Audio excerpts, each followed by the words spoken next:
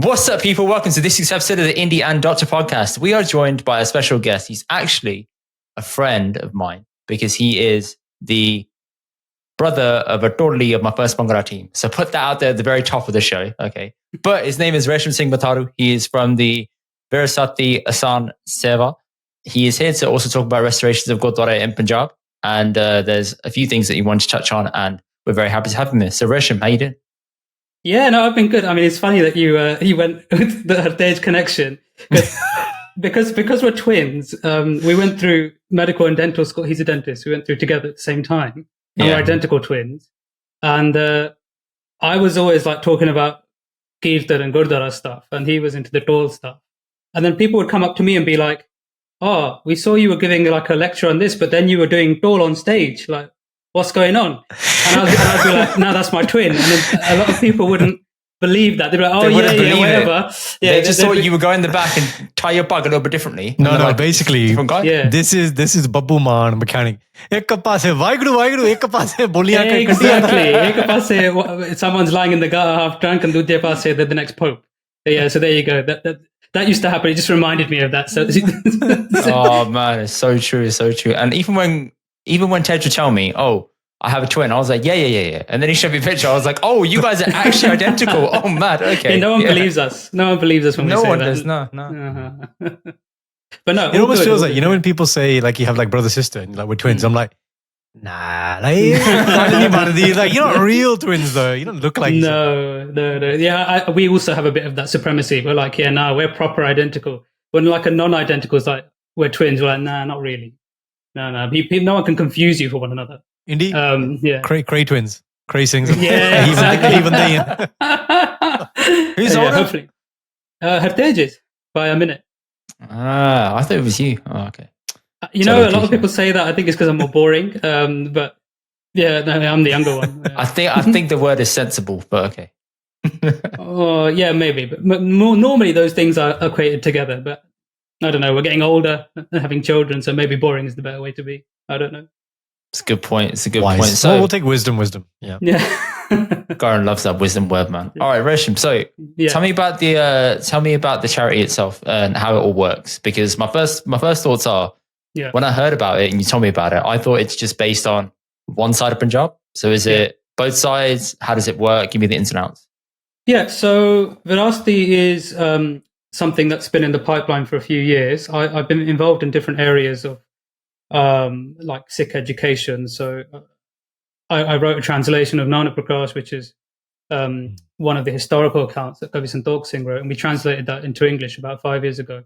I did that with a colleague of mine, Jeevanpal Singh. And so we've been dabbling in this space for a while, and we kind of just thought, okay, look, whenever we go to India, and I go quite regularly, you never really, apart from like Sri Harmandir Sahib and one or two other Gurdwara, you don't really see anything that looks old. Everything looks new and everything looks the same. And that's fair. And I've had an interest in this for a long time. So I've been able to, over many years, accumulate old reference books which have slightly rarer images of what things used to look like before. And when you start to do that sort of research, we were a bit like, okay, right, there's a bit of a disconnect going on here. Like if something was a fort before, now it just looks like a standard marble Gurdwara with a dome on top. It doesn't look like a fort. Yeah. It's so true. So that's where all of this came from, because we were like, well, every time we go back, more and more is disappearing. And maybe I can tell you about that a bit later, about why that's an issue. But to answer your first question, primarily our research is focused on both sides of Punjab, but at the moment our projects are only on the Indian side. And that's because the Indian side is easier to work in, because obviously there are accessibility. To work in West Punjab, you then have to have government contacts, because a lot of people might not know, but on the Pakistani side, the Gurdwara are under the custodianship, all of them, of the Evacuation Trustee Board, which was generated in partition in 1947, and they sort of work together with the Pakistani Gurdwara Prabandhak Committee, which is like the Pakistani equivalent of SGPC. Right. But nothing can really happen there without their say-so. So you've got to, there's like a million more sort of official channels steps, and that you have to then and perhaps, I mean, I don't know if we're going to have time to go into this, but how do a couple of random people from England get involved in this charity and then getting this done? The Indian side has allowed us to do that because obviously there's more avajabi on the Indian side for us. So you don't need that level of government hookup.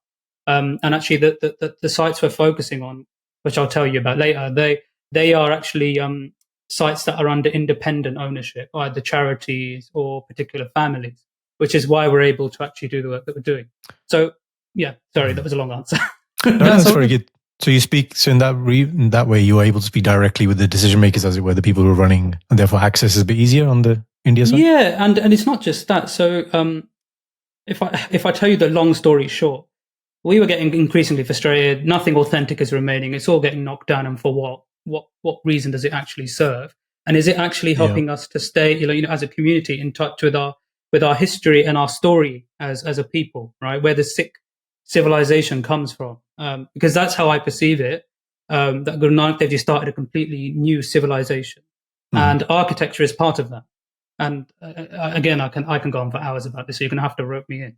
But it's kind of like, so we then got to thinking, okay, how can we make a change here? Who can we talk to? And the first project that we're working on, Kavi Santokh Singh's Haveli, that was actually bought recently because it had fallen out of community ownership. It was sold into private ownership. And then somebody called Gyani Sher Singh, who's a Pracharak, he basically got his own money together and some of the Sangat's money and bought the site back. And I don't know, Doctor, you might know more about Indian property law. I just get that feeling from you. You just look like you might. He looks like a kind of banda who knows that stuff, innit? Yeah, he looks like he might be on the immigration bungle type thing as well. There's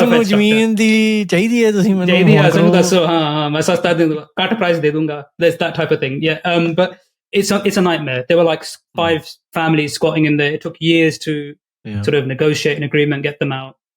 And then he created a new charitable trust. So that site is now owned by them. And we knew that was going on. And so we thought, okay, look, that Haveli, so Haveli is like a townhouse, it's like a residence. But I'll tell you why it's important in a minute. But from the logistics point of view, it's in a bad shape. It's 200 years old. It was hit by an earthquake. Half of it has collapsed. So it's not a building that can be approached by your arm desi, koi na main cement la ke theek kar dena. It's not going to work, right? They put the cement in there, and then half the sangat's going to turn up, and the thing will fall down. So you need people who know what they're talking about. You need structural engineers. You need like proper. Precisely, and that's what we've got. Precisely. Right. So we had been cultivating relationships with conservation architects, and by extension, structural engineers, art conservators. The lead for our partner lead on the Indian side is a lady called Gurmeet Rai. Now, if you Google her, she's someone that has been in the conservation space for like 30, 40 years. She's won awards from UNESCO, so the UN cultural body. Heritage site. She's done like 50 to 100 projects across Punjab, including like Govindgarh Fort and stuff. So the credentials were all there, and we approached her and said, look, this is what we want to do as a group, and would you back us on this? And she was like, yeah, you know what? We've never had a community-led approach to this. And the other projects that we've had have always had a bit of a caveat, either from the state funding or whoever's leading the project. They'll say, enna kar do, baki rando type thing. So they've never had like a carte blanche, go and do what's needed to be done type thing. So she said, we're all about community-led stuff. If you guys want to form a charity and work with, and get us involved, let's do it.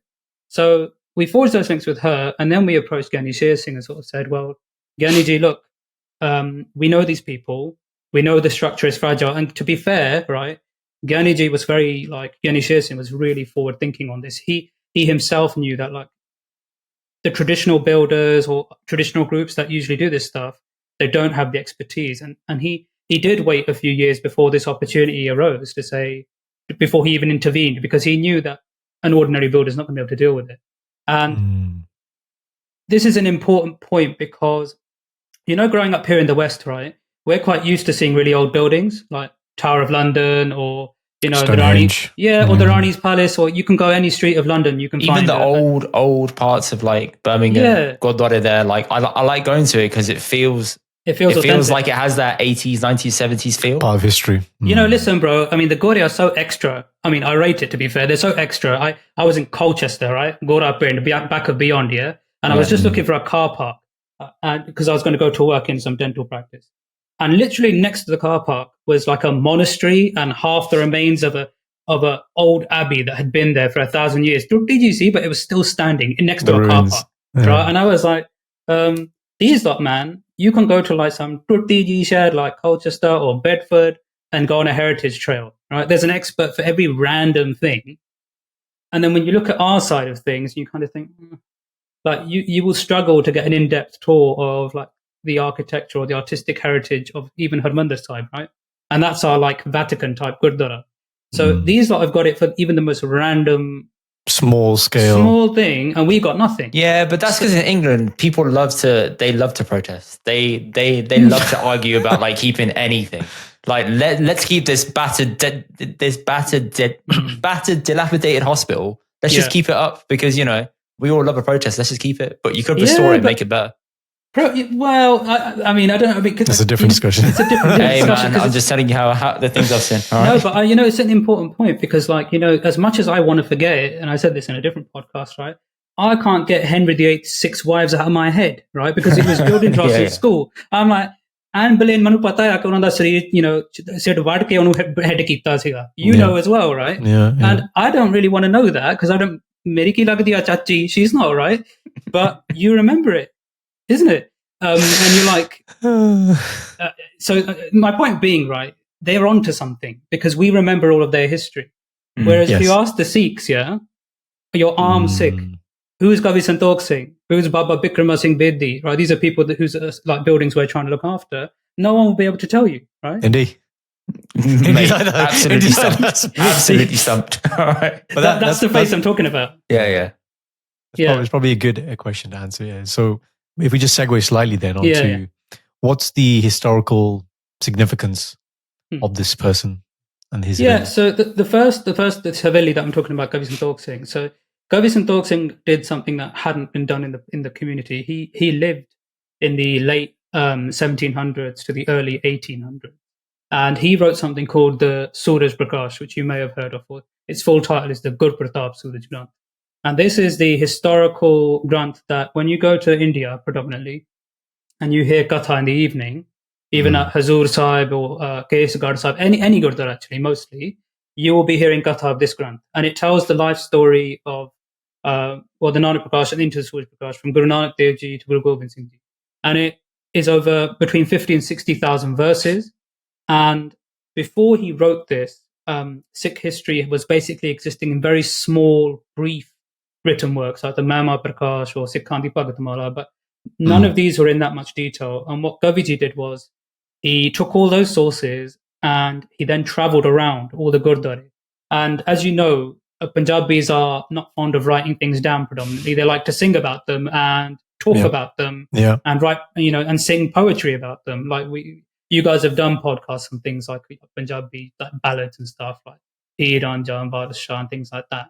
And so what Kaviji did was to take all those oral histories that otherwise over time might have been lost, and pen them down. Compilable, and so it's up to you whether you go into this avenue. Some these days people like to put a lot of controversy over the Granth because there are some things in there that disagree with people's viewpoints in terms of practice and stuff. But what I would say to that, and that's a whole other topic. We could do a whole lecture series on that. What I would say to people is the truth of the situation is anything that you've ever heard, be it the stories about Guru Arjan Dev Ji Shahidi, Guru Tegh Bahadur Ji Shahidi, the Chote Sahibzade, the Vade Sahibzade, it all has its basis in there. So you might not like certain things about it, but you can't deny that it's the source. Big picture. Big picture. So, I think sometimes if I think about our community and where it's headed, there's a bit of a knee-jerk reaction. People don't always take a nuanced approach that not everything is 100% good and not everything is 100% bad. Sometimes there's actually more than often there's a grey zone. And then it's up to us to use our what we call vivek in spiritual terms, your discerning intellect. And the way we do that as Sikhs is to use Gurbani as the reference to figure out what's right and what's wrong. But these days it's like most people will be like, I'm just going to throw it all out and say it's all bakwas. Right? It's like a knee-jerk, black and white. And that's why we come into so many issues. But to answer your question, he's basically our William Shakespeare. Without him, most of the history that we know, we wouldn't know. And so the Haveli for us is like, I don't know if you ever went in school to Stratford-upon-Avon on that Shakespeare trip. I did, right? Yeah. I still remember it. This is like Shakespeare's house for us. Okay, so see, great analogy there. People will get that. Yeah, so I think people understand that maybe. This is the Sikh Shakespeare, barring the Guru Sahibaan and all the Gurdwaras, right? Kavi Santokh Singh is the most prolific Sikh writer in the community's history, and somebody that we all owe. Like, even when you go to India, right? You may not be able to, you might not appreciate them, but every Gurdwara you go to has got this massive yellow board, and it will have a Sakhi written there about what happened here. Again, the root of that story is 99.9% of the time Suraj Prakash, this Granth, this book that we're talking about that documents the history of the Gurus.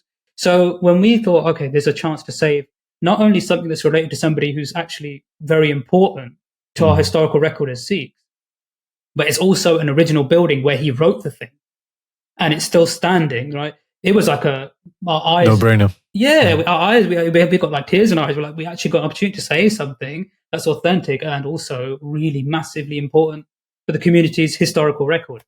So that's why we thought, okay, we've got to go for it. And which part of Punjab are you?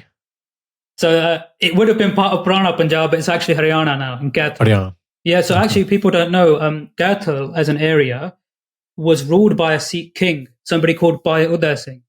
And it was Bhai Uday Singh who actually invited Kaviji, and Kaviji means poet, that's why we keep calling him that, sorry. So for the audience that don't get it, Kavi Santokh Singh means like poet, like poet laureate Santokh Singh. That's what it means. And the king, Uday Singh, basically, he knew of Kavi Santokh Singh's poetic prowess because he'd already written stuff, and said, come here, I'll give you a house, I'll give you, boardings and a salary, and you just write, do your thing, basically. And so this whole area, although it's not very Sikh anymore, and it's come into Haryana, but it would have been Purana Punjab, it was a Sikh kingdom for about 100 years. And then actually, towards the end of Kavi Santokh Singh's life in the 1840s, he actually writes about it in the Suraj Prakash at the end. Uday Singh dies without an heir, and the British, basically, they come in, and quite violently. So he actually writes about the loot, all the warfare that went on as the city then transferred power to the Brits. So it was one of the first Sikh strongholds to go, independent of Ranjit Singh's kingdom, and falling in about 1843. So Ranjit Singh's kingdom falls in about 1849, 6 years 1843. And by Kaviji, so timeline here. So Indy, Govind Singh Maharaj left Surrey in 1704. 1708. 1708. And Kaviji's time period is when? It's about, I can't remember his exact birth date now, it's the late 1700s. So you're talking about between 80, 90 years later. 80, 90 years later. But what that means is when Kavi Santokh Singh was going around, there were still people alive who had had darshan. Who had darshan of Guru Gobind Singh. And those stories, it's mad, right? That's special. Yeah, like because there's even a story about Ranjit Singh, a popular story. Yeah, have you heard it? You heard it? Where when he sits on the throne, the Buzurg. Yeah. Why don't you tell it to people? Tell the story. It's a good story. Yeah, so Ranjit Singh basically, Doctor, you can jump in if I forget. But basically, Ranjit Singh puts out a call in the kingdom saying, is there anyone alive that has seen or done darshan of Guru Gobind Singh? And this old Buzurg turns up and says, I've seen them. And Ranjit Singh is so in awe. He gets this guy to recount what it was like, to describe it. And as he's doing so, he's like getting off his throne and almost telling this Buzurg to come and sit on the throne.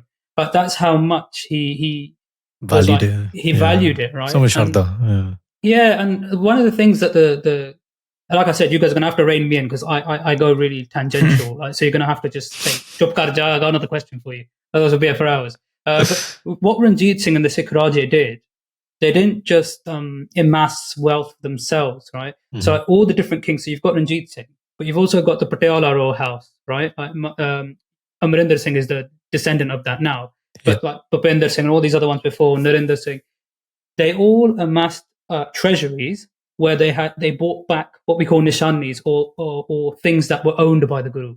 So the Patiala royal house has what they call a jar anna, the armor that's like a breastplate that it's 4 plates that goes around the chest.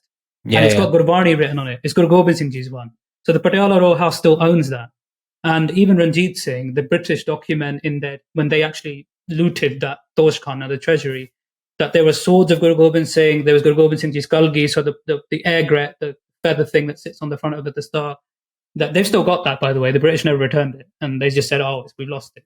But the point being, do you think they've still got it? Because I went to the exhibition and it said it was lost, and I thought, okay, no, 100% they've got it. Yeah, but if they do have it and they're not displaying it, I mean, what they doing, like secret matadiki on there every day, like I wouldn't be surprised, like Vatican vaults. Some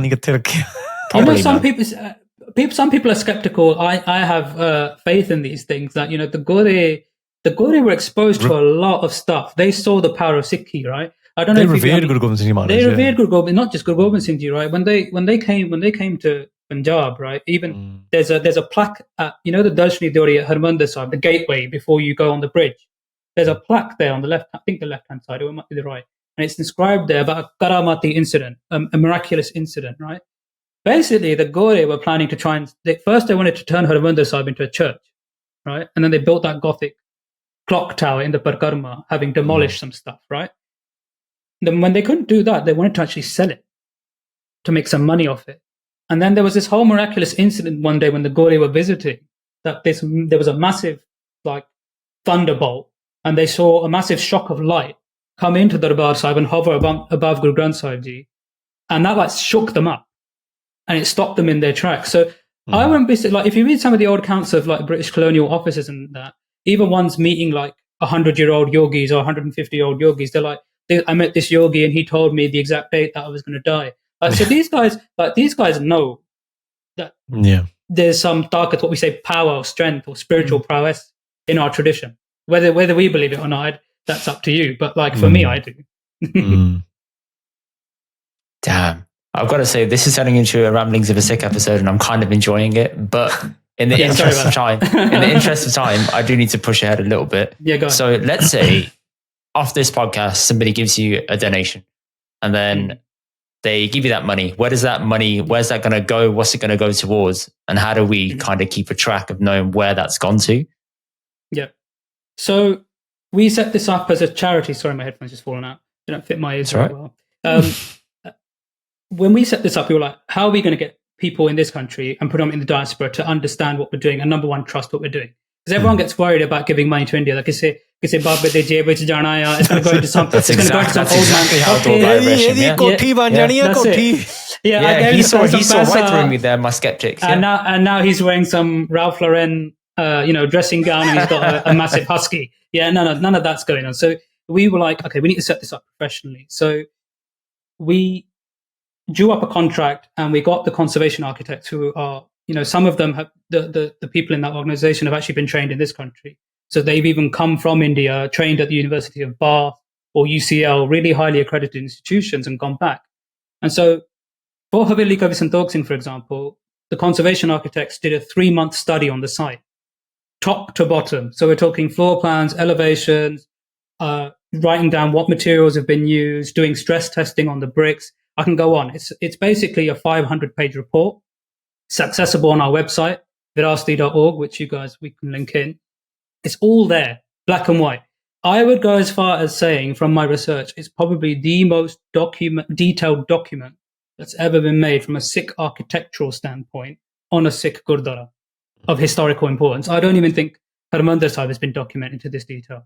And we wanted to do it properly, right? Because to save a building that's 200 years old, you need to understand it. You need to understand, because for some of the big issues affecting it is that some of the walls aren't even toothed together, right? Normal bricks are normally put together like this, what they call toothing, right? They're not even toothed together. They're like this, which means when the ground moves, that happens. So understanding that, putting the right structural things in place to put it together, you need somebody with technical knowledge.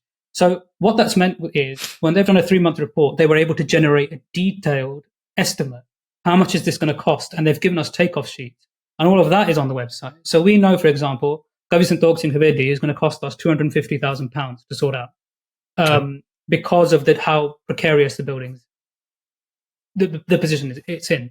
And we as a charity have, it goes on and on and on, how much the wood is going to cost, how much the labor is going to cost, how much the special structural steels are going to cost, how much even the brick is going to cost, the luckpad, full transparency. Yeah, full transparency. And so when you give us money, if you go onto our Instagram, you can see, number one, the work progressing. So work started properly at the tail end of November. So they've already started dismantling walls where they're structurally unsafe, putting in the structural solutions to stitch the bricks together to make them stronger, taking out rotten wood, taking out modern cement additions. There was a horrible cement toilet that was on the second floor that shouldn't have been there, and that was taken out. So we are getting live footage. And when we set this up, we said the worst thing that we could do is just try and appeal for money and then not tell anybody anything for 2 years and expect them to believe that we're actually doing something. So, when we set it up, we said to the Indian team, like to the conservation architects and to Gyaniji, we need to film this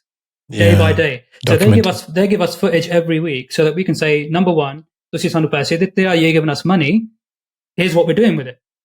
And so, they feel like they're part of the journey as well. And they feel part of the journey. So you not only do you get to see where your money's going, you get to see that none of us are profiting from it. You can see our bank records and you can see the quality of the work that's going on.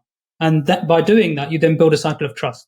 So my answer to that would be is check out our Instagram, check out our website. You'll see all those reports, by the way, the 3 months ones, they cost us 15 grand. We only launched the charity in April last year, and it's me and 3 other guys. It's really small. Okay. But I have to say in that time, we've managed to raise between like doing talks like this or going to Gurdwara and doing talks in Punjabi or selling the odd print in there. We've managed to raise about 50 grand or like across just through those small efforts. But what we need to get to as a charity is a more sustained monthly membership. So right now, like, because when we go to the Gurdwara, the Bazurgs, the old people, they'll just give you a 10 or they'll give you a 20, and that's great. But from a time investment perspective, like, doctor, maybe doctor, I've got a 1-year-old. I can't be at the Gurdwara every weekend trying to mop up a $5 here or there. We need like sustained donation on a monthly, right? So our monthly premium Netflix subscription model. Exactly. I'm not even asking for that. I'm like, ek coffee chart do, wo mainu 5 de do. That's it. Like if you want to boycott Starbucks, mainu de do paise. That's all. That example there, obviously, you're talking from a Sangat contribution. Yeah. So Indy and I were talking about this before we were prepping for this pod. As you well know, there are definitely, I'd say, double digits Gurdwara in the UK who are very wealthy Gurdwara. Gurdwaras who own like rental properties and make a lot of rent, and like Sukhmani Sahib part is like £500, 4 Sukhmani Sahibs. So is there an angle to ask obviously ask the Sangat, but the actual Gurdwara themselves to make more sizable contributions? Is it in their interest? Is there an agenda there for them to do it? How do I say this politically correctly? I have to say, just say it how it is, mate. We have approached a couple of Gurdwara, and we actually gave a very detailed professional pitch, if I say so myself, to one of them, and they're actually considering it about giving a donation.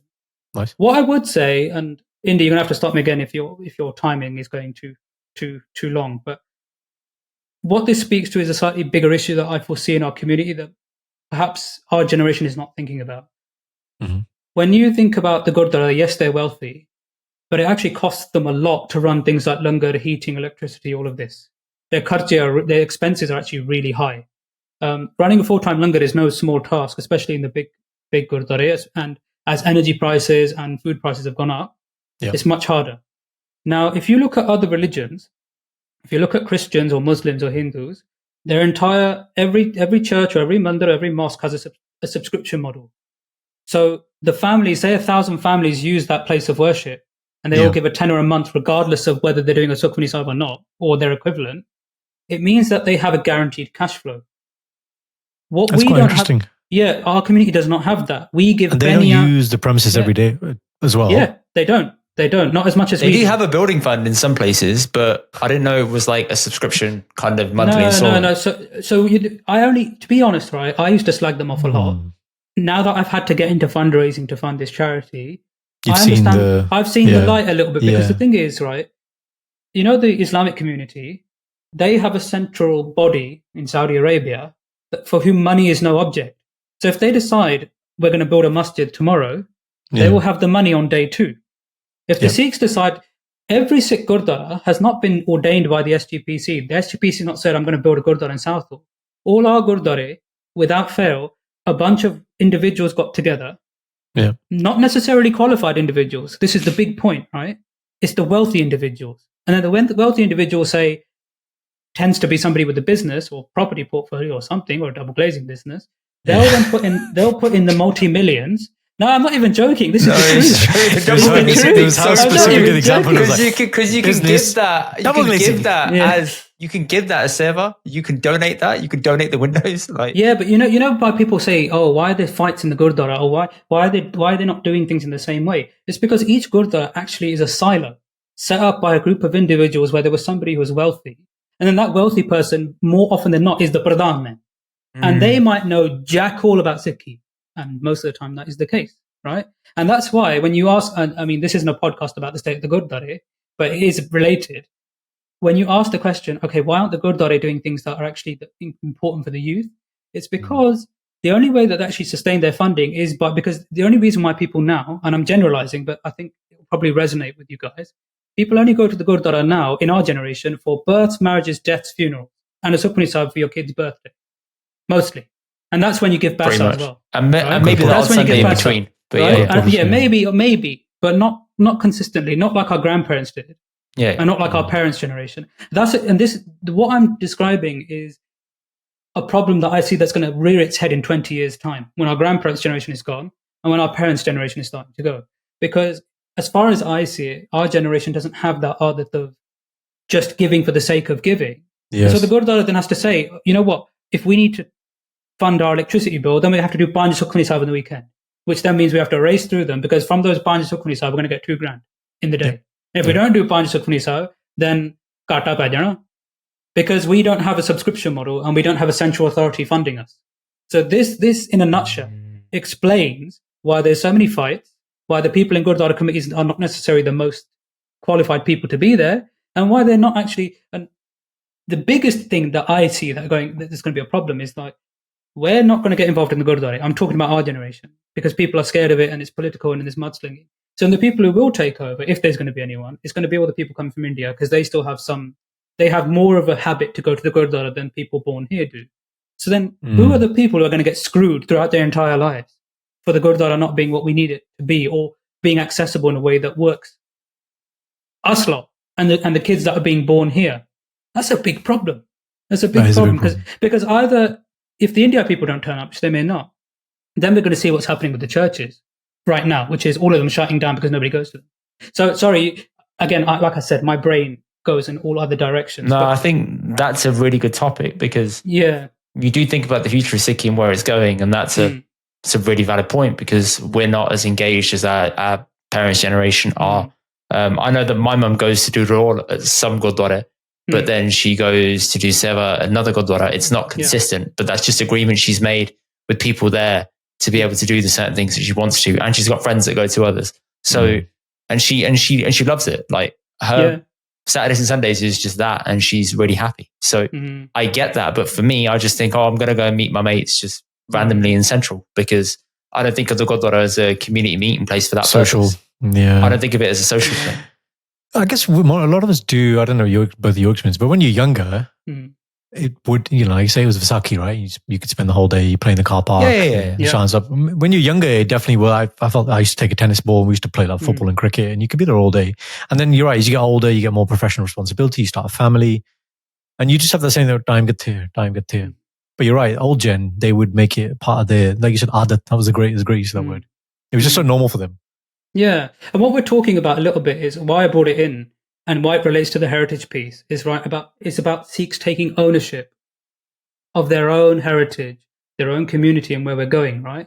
There's no point us crying about, bache Sikhi vich nahi aunde, or, other communities are converting us, or where, this is happening, or our girls are going there, or the Gurdwara, because actually if Guru Gobind Singh Ji, Guru Nanak Dev Ji have given each individual Sikh a responsibility to stand up and do something. If we just, where I perceive an issue is like, our grandparents, predominantly, my family's been out of India for like 70, 80 years because they went via Africa. But I still feel, because of the way I was brought up, connection, and I go to India every 2 years, even though I don't even have a single first cousin there anymore. I go for darshan because my spiritual connection is there. But I'm a bit like, if we don't wake up now as in our generation, right? We're suddenly going to wake up one day and find that, like, even for example, your Gurdwara Khandpar. So you're saying, Indy, about your mum, that she does the role. people don't realize how many community members take part to making a counterpart happen. Yeah. You need This is a very you good need a point. team, right? If Do you you? can't, yes, you do. So 3 days of continuous Take me reading. for it. 3 days, Okay, Yeah. counterpart. Hmm. 2-3 hour rule. Think about how many people you need to 2 do hours that. normally. So I take part in a counterpart. The bare minimum that you need is 5 parties, so 5 readers, 5 gyanis, to do 2 hour slots. Because then you need rest in between. To speak for 2 hours consistently is really tiring. And then you're obviously going into the night. So sometimes your shift is 2 to 4 in the morning or whatever, right? So that's just that. But if you've got less people who can sit for that long, then you have to then get more people involved. And then if there's another part going alongside, like Japji Sahib, then you need people to do that. But what people don't realize is that if the Gurdwara Gyani is doing day-to-day stuff and then has to do an account part on top, then a lot of community people like your mum, older people take part in these parts. And then if we don't learn to read Bart, we don't engage with it, we don't make it part of our lives, we don't, try to learn from it and then engage in these big ceremonies that mark our festive occasions, then, even now we do struggle to find parties to do account parts.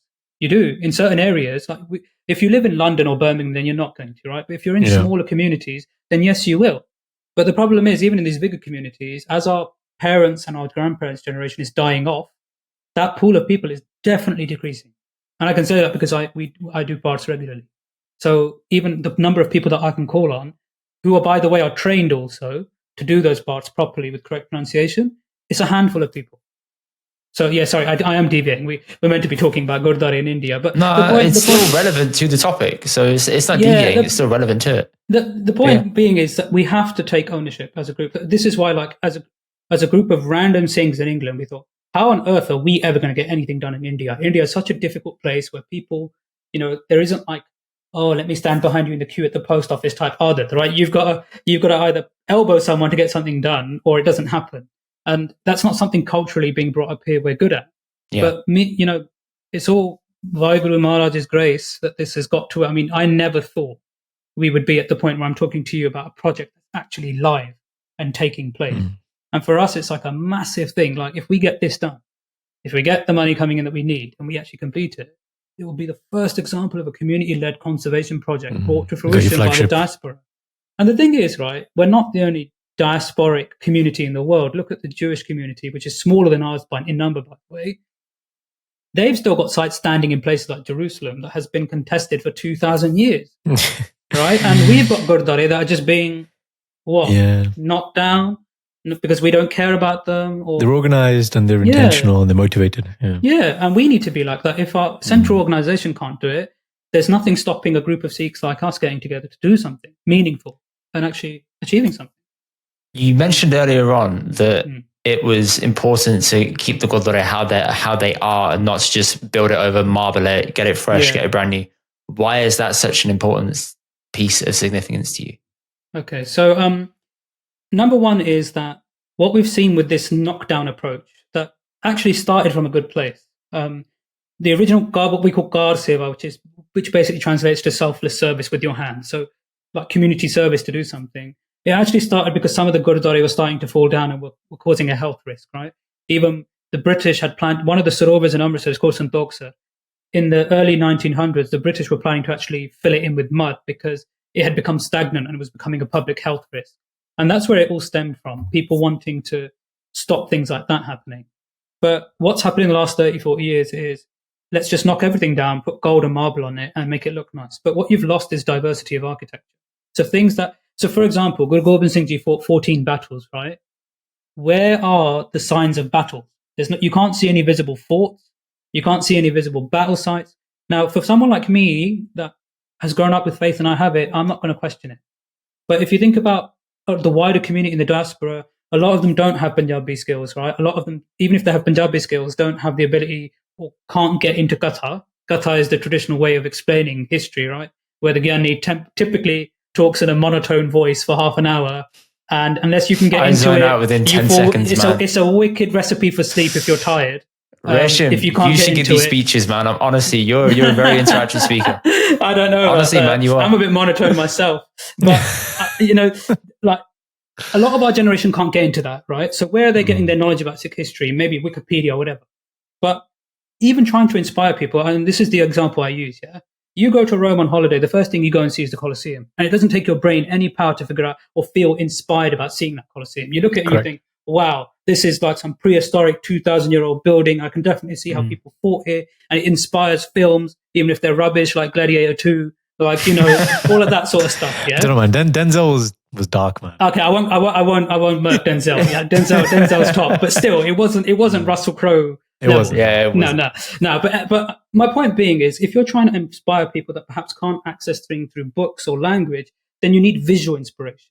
And then if you're like a young kid and you're thinking, right, like right here, you can go to Windsor Castle, you go to Tower of London, you can go and see where Anne Boleyn was beheaded. You can see all of that, right? If I say to you, I told you, she's in my head. I need to get her out. I told you. Meri chachi lagdi. Like chachi lagdi, yeah. But my point being is that if you're a Sikh and you think, I want to go and see that fort, I want to go and see Jamkar Sahib, where, you know, Gobind Singh Ji's eldest sons went out into the battlefield and gave Shahidi, right? You won't see a fort there. You'll see a massive white marble Gurdwara that doesn't look like anything that happened there. So then that creates room for historical distortion and doubt. People then start to doubt and think, okay, did that actually happen? Because like things that happen at the same time, things like, I don't know, the Reformation in this country, or even things later like the American Civil War, you can go to Gettysburg and you can see the sites, right? Yeah. Or even the First World War, you can see the masses of graves, or you can see that this is where this battle attack happened. Even Anandpur Sahib, you can't see. Anandpur Sahib is renowned for having 5 forts. There's no longer 5 forts there. So there is a disconnect between what happened in history and what is there now. And so we've lost diversity of architecture, no forts, no garrisons, no wells. Even the old style of domes, how they looked, it's all changed. And everything now looks like that same white onion dome on the top. No,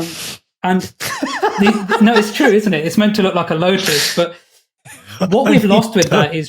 When you said that, I thought of, in Aladdin. Yeah. But the thing is, our ancestors, right? If you look at Harmandir Sahib, everyone goes on about this. Like, Maharaj also translated Sikhi, Gurmat principles into architecture. Harmandir Sahib has 4 doorways representing that it's open to everyone. You have to go down steps to enter it. That symbolizes humility. The Aqal Takat's orientation, the direction that it faces, is directly in opposition to Delhi, meaning it was a direct challenge to the Mughal throne, the peacock throne of the Mughals, right? So everything that our gurus did, and the gurus themselves were mass builders, right? They established towns and cities, right? Guru Nanak Dev Ji established Kartarpur, Guru Angad Dev Ji Khadur Sahib, Guru Amar Das Goindwal Sahib, Guru Ram Das Amritsar Sahib, Guru Arjan Dev Ji Tarn Taran, Guru Har Gobind Kiratpur. The list goes on, right? So they were founding communities, cities, towns, and even in Suraj Prakash it says that like Guru Tegh Bahadur actually, when he founded Anandpur Sahib, it was called Makhowal initially, they actually invited Sikhs to come and set your businesses up, come and trade here, obviously to be part of the Guru's court, but also to make it a thriving city, right? So that is a big part of our heritage. It's not like the Gurus just said, oh, let's just put some random bricks together to eat. Yeah. Even the architecture is translating Sikh principle. Like, that is a big thing. So when we knock down old buildings that our ancestors made, right? I always put this example. So I was lucky enough, when my grandfather passed, I inherited his rosary beads, his mala, yeah? Okay. And for me, on a spiritual level, that's an important thing, but on an emotional level, it's an important thing. I think of it as this is my ancestors' vastu thing, right? Possession, and I would like it to pass down to my son as a memento of our family, right? I see the Panth's heritage, the community's heritage, in the same way, that our forebears, our ancestors, would have put so much effort into building these Gurdwara. You know, the period of time that Gurdwara were built in was after we had been massacred 2 or 3 times, right? Because when there's political instability, you can't build. So all the beautiful buildings you see, like Darbar Sahib is probably the only example of the original architecture left. How much time do you think it must have taken the artisans to actually create all the copper plates and then coat them in gold and then beat them into shape? It would have taken years, right? And now everyone just wants everything done in 2 minutes. And also the quality of craftsmanship is, I hate to say it's dirty now, right? It doesn't exist. It does, because, and this is the result of industrialization and the global economy and capitalism, right? The detail's gone. Yeah. So, like, for example, my Babba's brother, he was a very skilled carpenter. He actually made the window frames in my Chacha's house in South Woodford, and they're still there. And I look at those every time I go there. I'm like, that's so mad that somebody I know had that skill to create something like this. And I see the Gurdwara in the same light, right? So when we turn up with this intention of, nay, this is old. Why do we want to keep something old? Let's What is it to modernize us? it. Let's just knock it down and put some cement with a marble there. And the thing is, when you look at it close, right, even the quality of what's being produced is nowhere near the quality of what was produced by the Maharaja and the Sikhs of the past. And, it won't even last as long. The repairs that we'll need. So even the finesse on the marble or the gold is like cheap quality stuff, right? Because the people that they're employing, because some of the skill sets are lost. Yeah. Or they're going to other places and people are just producing stuff that from afar it looks nice, but when you go up close, it's hiding what it really is. So yeah, to answer your question, by not keeping original structures the way they are, number one, we lose the historical accuracy of what was there in terms of the actual architecture. We lose the translation of our ancestors of how they interpreted Gurmat into a physical structure. And not only that, right, the Indus civilization that we are descendants of, right, is one of the oldest civilizations on the planet.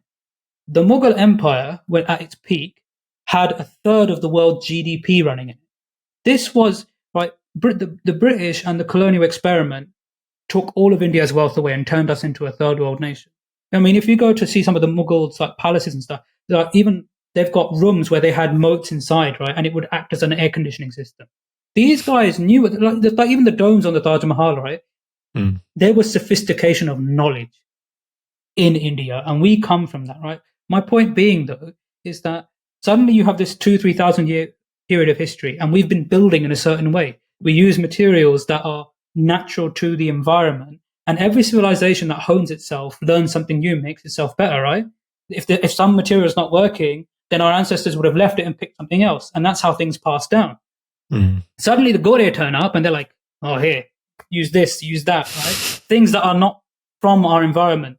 Stuff that's native to this grey, clouded, 10, 15 degree country compared to India, where, especially Punjab, where the summer temperatures are 30 to mid 40s, but then in the winter it does go down to 0. Their materials are not going to be suitable for our environment, nor have the longevity. So what we're talking about is the Gore coming in and us taking everything they do as like, oh, gospel, fantastic, right? Then gold standard.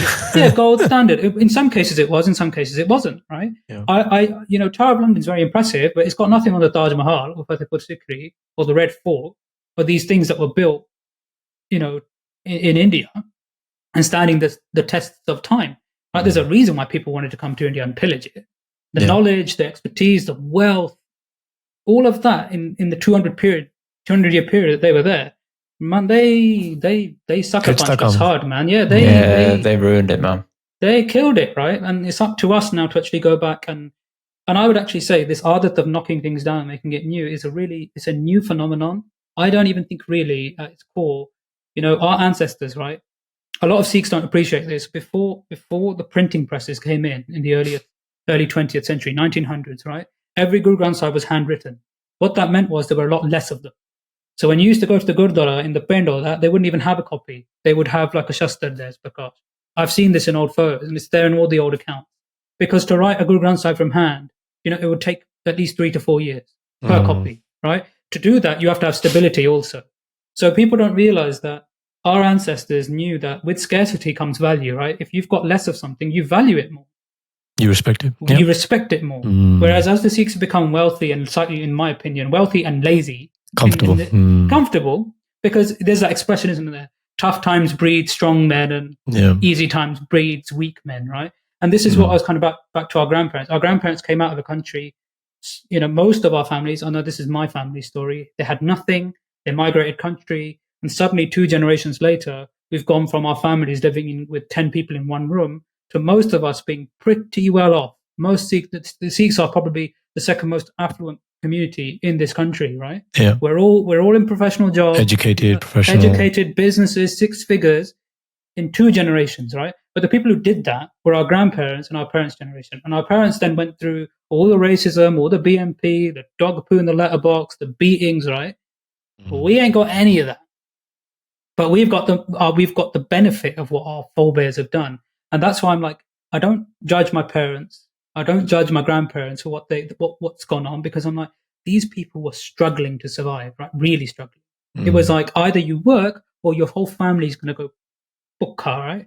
I'm happy to say that most of us are not in that position. I'm not saying everyone isn't, but most people are not in our community.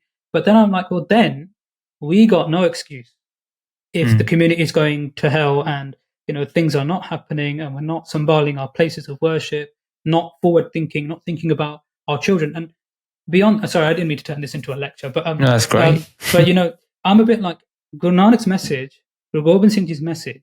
I 100% believe it is the cure to the world's problems. It is not just मैं gurdwara Sunday जाके सुखनी साहब servant करके बस हो गया. I fulfilled my duty. Sikhi is about a way of life. It's a way of life. It's every second. It's about introspection. Who am I? Where am I coming from? Where am I going? Who is the I? There is no I. There's only Atma. There's only Vaheguru, right? This is when we're doing Bhat, it's not to tick a box. It's to answer those fundamental questions and remove the layers of dirt of ego that are clouding your perspective. If we just stick to, we want a nice house, we want a nice car, we need 6 figures, we want our kids to have a good job. Nothing wrong with that. I'm doing it for my son, right? Turkey is Turkey, and obviously, but it has to be contained in its box. There needs to be balance. Because, like I'm saying, one day in 20 years' time, we're going to wake up and be like, "Kar ta hai gaya, kar bhi hai gaya," but people are going to be spiritually bankrupt. There's no meaning. Yeah, there's no meaning. So then, what was the point? And then, what if we as Sikhs, not only have we not applied the message to ourselves, we then haven't even carried it into the world, right? And the world needs this. The world needs the message of the Guru, right? Wherever we look, it's people fighting over, you're this, or I'm this, or I'm this group, or I'm that. And Guru Nanak Dev Ji, Guru Gobind Singh Ji's message, for me, is the unifying principle that can destroy all of this nonsense. But if the Sikhs themselves don't realize that, then how on earth are we going to communicate that, right? And this is where, if I bring it back to architecture. Sorry, guys. Sorry. Just to say, I've got to run, guys. I've got to get a bath, Indy. You okay finishing up, Indy? Yeah, I'll finish up. Well, guys. Sorry, I talk a lot. I'm sorry. It's cool. No. Pleasure, man. Like you, bro. 1-year-old. Just got to go and give her a bath. Okay. Take it, Indy. I just exit. Bye, Karen. Yeah, I just exit as normally. Yeah, go. Yeah. Okay, cool. Indy, how much time did you want for this? Sorry. No, I don't mind, man. I'm enjoying it, so it's fine. Okay. Where should we go from now then? So you were saying, bringing it back to architecture. Yeah. So bringing it back to architecture, then, if you think about it, like what captivates even non-Sikhs, right? You see all these Western travel bloggers going to Harmandir Sahib, like to go and visit it and see the langar, and they get all inspired and they make blogs about it. And I'm like, that's great. They're captivated by the architecture and they're seeing this, but I'm like, that's not all we have to offer as Sikhs. We need to get our message and understand it, and then project it out there. And then that message should then be opining on things like even climate change and how government should run, and, you know, how we bring up our kids. And to be honest, even for me, like growing up, I've always felt that Gurbani and the Sikh ethos has given me, and I'm saying this with fear and out of respect for Guruji, that it's given me resilience. Like I don't, you know, so many people are suffering from mental anxiety or depression or this, that, and the other these days. I firmly believe that with the correct introduction to Gurbani and understanding to it, it gives you the tools to deal with even those things. So this is where I'm a bit like, I know I'm talking about architecture, but what I'm actually largely talking about as well is, I would definitely want this project funded. We need the support, but it's part of a larger scope of work. You're hoping it's the first step towards a bigger objective.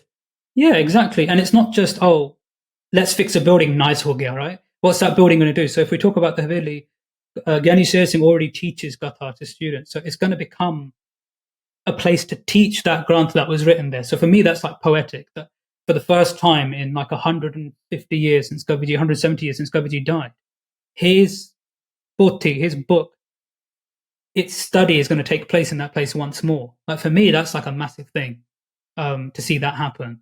And we want to see that become a wave, basically. That even the second project that we have lined up is a Gurdwara in Amritsar, and it has the most wonderful fresco work of all the 10 gurus, of certain revered saintly individuals like Baba Sahib Singh, and they represent the Sikh school of painting, right? So if the Catholics have got the Sistine Chapel, we've got this. And it's in pristine condition mostly, that part of it. And part of our teams have already started documenting it and sending samples for chemical analysis to figure out what pigments were used to paint it. I think my point on this is that every other community, because they're so big and they've been around for longer and they have money, right? If you want to read about Islamic architecture, Hindu Rajput architecture, Jewish architecture, or you want to read about their poetry or their linguistics or whatever, you will find thousands upon thousands of books and thousands of scholars, and it's been studied to the nth degree, right? When you ask the question, who are the Sikhs? What do they eat? What do they look like? What do their buildings look like? How do they live, right?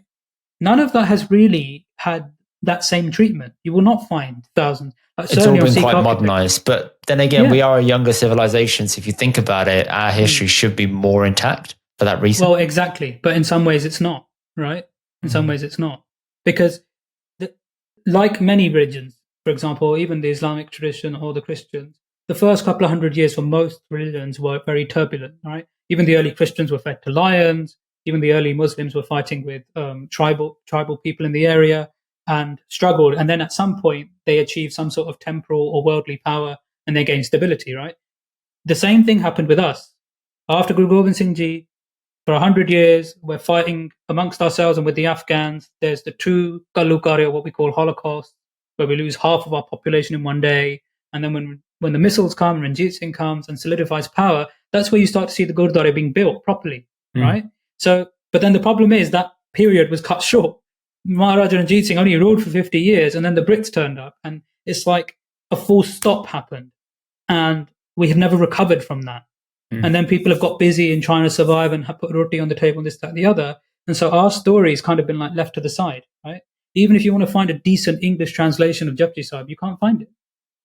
A decent one, an in-depth one, right? If you want to find... you can find a literal one, but you can't find are you talking about like a lecture breakdown of every line of it? I'm talking about a very deep spiritual exegesis that actually breaks the meaning open. Right. Like you find in Punjabi, right? If you look in Punjabi and you want to find what they call a tika, like a commentary on Japji Sahib, some of them are like 900 pages long. So the Japji Sahib is, like I said, I deviate all over the place, but the Japji Sahib is not something that in its meaning can be curtailed to like a 10-page pamphlet. Obviously they're produced, that's fine, but my point being, if you wanted to find something similar on the Quran or the Torah, whatever, you will find them in those traditions because their central authorities or whatever are dedicating money. Like even most Christian priests have a PhD that's funded by the church. They have kotiyan, they have houses, right? If the Sikhs don't start to do things like this, and you start to see it, right? There's good movements. People like Basics of Sikhi, what Jagraj Singh did, right? Has really started to move things forward in that sense. But as a community, that's just step number one in a long path of trying to change the trajectory. So in this perfect world, then, Risham, let's say the Gurdwara's built, everything's done. What's your next step that you want to be a part of to be the change that you want to see? So to be honest, with the charity on the Asthan side, we need to save the buildings. We need to get them functioning. I don't want them just to be like dead museums, right? So they should have a museum space. They should talk about the people that they're involved with, like Santokh saying it should have a whole section on explaining who he was, right? Because then that allows us to create like a heritage trail. I'd love to see that happen, like across Punjab where people from our communities, other countries go and they can actually go and really interact with where they've come from, where our ancestors have come from, our history. Beyond that, then, I'm a part of several charities working on translation work to bring out things in English in a more in-depth or modern way that helps us connect more with Sikhi. So we're doing all of that, translating old historic grunts to bring that back into the public law. I'm also involved in some other aspects of digitization of older manuscripts. So in a way, I'm all about trying to save what we had in the past so that we can study it, understand what they were saying, apply it to where we are now, and then preserve it for the future in a nutshell. I think you've done a lot of that already, man, with this first step of this project. But to be a part of all those movements, I think is massive for the community. And I think it'll be good to see where this goes in the future. Yeah. I mean, you should be proud of the work you're doing, man, because a lot of people talk about this casually, but they'll never go and actually action it. And they'll never go and put the work in to go and do it. They'll be like, oh, chalo Santokh, and then go and have a cup of chai, and then the thought's gone, and then they're now watching TV. So at least you've had these thoughts and you've gone and actually been the change you wanted to go and see. I think it's all God's good graces. I've been given these opportunities to do it. But I do feel sometimes like our community, sometimes like you're saying, they can be quite negative. Like even though that we've started this thing, sometimes people come up to us and say, well, why have you even done this? What's the point? You should just put the money into Langar. That's just people being worn down at a time. And it's, exactly. It's just simply everybody thinking, oh, this is how things are done. We shouldn't deviate from that pathway. You're daring to be a different person. And I think that's a good thing. I think, I mean, I hadn't thought about it that way, but I think you're right. Like people are worn down. And part of the reason why I wanted to do these podcasts, and sometimes people expect me just to come on and talk about the project, and then I end up deviating everywhere. And the reason why I do that a little bit is because I really do feel that I myself have been on a journey that has made me think this way. And unless people sometimes understand that journey and kind of figure out why is he going on so much about these buildings? Why does it actually matter? If I just say to them, Purana Gurdwara. If you did the standard speech at the top of the stage and did that to me, I'd be like, Resham, I love you and all, but why are you doing this, bro? You'd be like, I'm not even going to put this podcast out, put this in the bin. Happening. What a waste of an hour and a half, right? And that's why I do it this way, because I want people to understand that when I'm thinking about built heritage of the Sikhs, for me, it's not just there's a Sikh building, right? For me, it's part of this much bigger narrative of Sikh ownership, Sikh heritage, understanding how heritage fuels us as a people and tells us who we are and where we're going, and all the stuff that I've been speaking about. And that's why I kind of deviate. But it's been good then, man. I've really appreciated it. It's been great. No, I appreciate you. Thank you guys. And thank you to Doctor. I know he had to go and bath the little one, but having me on, and we will definitely keep you updated in future to show you what we're up to. Yeah, please do. So tell people where they can find you and where they can donate. I'll pop the link in the caption as well. So we have a Just Giving campaign that's live, and the link will go up now in the video. But if you want to search for us on Instagram, it's called Virasati.org. Again, we can tag that in the video, and you can just go on there. Instagram is probably the best place to see the live updates, because we put out something every week on what we're doing. If you want to access the reports, then you can go onto our website, which is www.virasati.org. I might just quickly say, why have we called it Virasati? Virasati actually means heritage in Punjabi. So Virasati Asthan Seva means Seva of the historic heritage, basically in a literal translation. So that's why we named it that. So Virasati is all about heritage preservation. And if you want to see what we're up to, then check us out. But thanks, Indy. I really appreciate no problem, man. Anytime. People, platform, man. Yeah. We'll see you next week, and catch you then. Check out Resham's platform. Check out his charity. Please support and donate however much you can, because it's for a great cause. Let us know your thoughts in the comments. See you in a bit. Thank you guys for watching. Check out the rest of our episodes here, and don't forget to subscribe here. We'll see you guys on the next one.